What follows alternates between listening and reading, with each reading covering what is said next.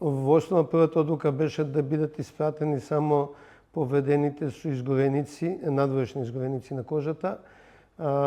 Таа одлука е променета, сега и повредените со белодробни оштетувања може да бидат вклучени во рехабилитацијата на Пониква. Секако вклучувањето е на доброволна основа и зависи и од жалбата на повредените.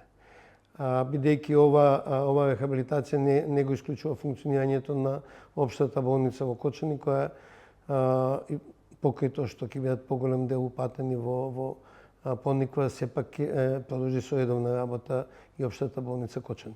Првата група е формирана, за некои не се достапни, некои имат други планови, така да не сите ќе се вклучат. Меѓутоа, сите што сакаат да ќе бидат вклучени.